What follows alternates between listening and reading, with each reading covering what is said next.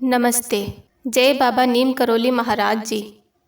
हमेशा की तरह आज के इस वीडियो में भी हम बाबा नीम करोली और उनके चमत्कारों के बारे में बात करने वाले हैं। आज मैं आपको बाबा नीम करोली के कुछ चमत्कारी किस्से सुनाऊंगी। बाबा नीम करोली एक चमत्कारिक बाबा थे। कैंची धाम के आश्रम को उनका प्रमुख स्थान माना जाता है। वे एक सीधे साधे सरल व्यक्ति थे।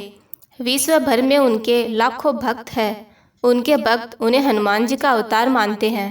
बाबा नीम करोली का वास्तविक नाम लक्ष्मी नारायण शर्मा था। उत्तर प्रदेश के अकबरपुर गांव में उनका जन्म 1900 के आसपास हुआ था। बाबा को 17 वर्ष की उम्र में ही ज्ञान की प्राप्ति हो गई थी। 1900 में बाबा ने अपने घर को त्याग दिया और पूरे भारत में साधुओं की भांति विचरण करने लगे। उस दौरान लक्ष्मणदास हांडी वाले बाबा और तिकोनिया वाले बाबा सहित वे कई नामों से जाने जाते थे। बाबा नीम करोली का कैंची धाम एक ऐसी जगह है जहाँ कोई भी मुराद लेकर आए तो वह खाली हाथ नहीं लौटता। यहाँ बाबा का समाधि स्थल भी है। यहाँ बाबा नीम करोली की एक भव्य मूर्ति स्थापित की गई है। नीम करोली बाबा ने अपने जीवन के आखिरी पड़ाव तक संपूर्ण भारत एवं अन्य देशों की यात्राएं की। उनके नाम से अमेरिका तथा मेक्सिको में भी हनुमान मंदिर स्थापित किए गए हैं। तो आइए अब बाबा के चमत्कारिक किस्सों के बारे में जानते हैं तथा उनका आनंद लेते हैं।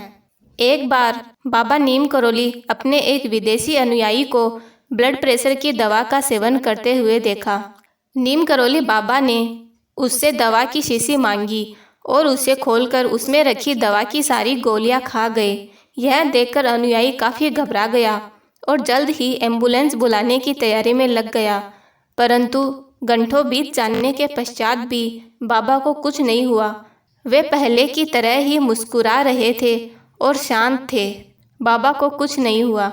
ऐसी ही है बाबा की लीलाएं। इसी तरह एक बार एक विदेशी अनुयायी अपने पति को लेकर नीम करोली बाबा के पास पहुंची थी।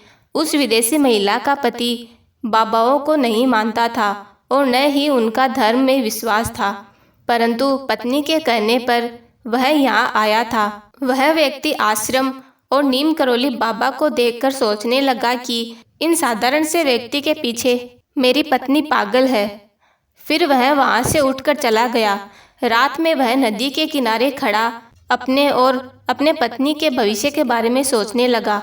दूसरे दिन सुबह वह पुनः अपने देश जाने से पूर्व औपचारिकतावश पत्नी के कहने पर नीम करोली बाबा के दर्शन करने गया।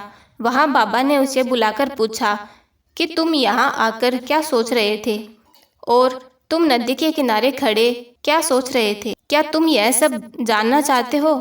तब बाबा ने वह सब बता दिया जो वह सोच रहा था। यह सुनकर उसे बाबा पर विश्वास हो गया। अमेरिका की जूलिया रॉबर्ट ने बाबा को कभी नहीं देखा था, परंतु उनके सपने में बाबा अक्सर आ जाते थे। एक दिन उन्होंने उनका चित्र कहीं पर देखा और वे तभी से उनकी भक्त बन गई। जूलिया रॉबर्ट ने उनके चित्र देखकर और अमेरिका में निवास कर रहे उनके अनुयायियों से उनके किस्से सुनकर हिंदू धर्म को अंगीकार कर लिया। ऐसे ही एक अन्य घटना 1943 की है। एक दिन बाबा अचानक बुजुर्ग दंपति के घर पहुंच गए। इसके बाद बाबा ने कहा कि वह रात में यहीं रुकेंगे। बाबा की बात सुनकर बुजुर्ग दंपति भक्त को भी बहुत खुशी हुई, लेकिन बुजुर्ग दंपति गरीब थे और वे सोचने लगे कि अगर बाबा रुके तो सत्कार और सेवा के लिए उनके पास कुछ नहीं है। दंपति के पास उस समय जो भी कुछ पर्याप्त था उन्होंने उस समय बाबा को दिया और उनका सत्कार किया। भोजन के बाद उन्होंने बाबा को सोने के लिए एक चारपाई और ओढ़ने के लिए कंबल दी, जिसे ओढ़कर बाबा सो गए। इसके बाद बुजुर्ग दंपति भी बाबा के चारपाई के पास ही सो गए। बाबा कंबल ओढ़कर सो रहे थे और ऐसे कहरा रहे थे जैसे उन्हें कोई मार रहा है। दंपति सोचने लगे कि बाबा को आखिर क्या हो गया। जैसे तैसे रात बीती और सुबह हो गई। बाबा ने सुबह चादर लपेटकर बुजुर्ग दंपति को दे दी और कहा कि इसे गंगा में प्रवाहित कर देना, लेकिन इसे खोलकर नहीं देखना वरना मुसीबत में फंस सकते हो। बाबा ने यह भी कहा कि आप चिंता न करें, आपका बेटा महीने भर के भीतर लौट आएगा। दंपति भी बाबा की कई बातों का पालन करते चादर को गंगा में प्रवाहित करने के लिए ले जा रहे थे। चादर लेकर जाते समय दंपति को ऐसा महसूस हुआ कि चादर में कुछ लोहे का सामान है, लेकिन बाबा ने तो खाली चादर दी थी।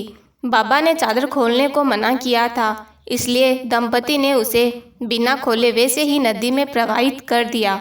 बाबा के कहे अनुसार 1 महीने बाद बुजुर्ग दंपति का बेटा भी बर्मा फ्रंट से घर लौट आया। यह दंपति का इकलौता बेटा था जो कि ब्रिटिश फौज में सैनिक था और दूसरे विश्व युद्ध के समय बर्मा फ्रंट पर तैनात था। बेटे को घर पर देखकर बुजुर्ग दंपति की खुशी का ठिकाना नहीं रहा, लेकिन बेटे ने अपने माता पिता को एक ऐसी घटना के बारे में बताया जिसे सुनकर वो हैरान रह गए। बेटे ने कहा कि लगभग महीने भर पहले एक दिन वह दुश्मन फौजों के बीच गिर गया और रात भर गोलीबारी होती रही। इस युद्ध में उसके सारे साथी मारे गए, लेकिन वह अकेला बच गया। बेटे ने कहा कि मैं कैसे बच गया यह मुझे भी मालूम नहीं। उसने कहा कि उस पर खूब गोलीबारी हुई, लेकिन एक भी गोली उसे नहीं लगी। रात भर वह जापानी दुश्मनों के बीच लड़ता रहा और जीवित बच गया। इसके बाद सुबह ब्रिटिश फौज की टुकड़ी आई।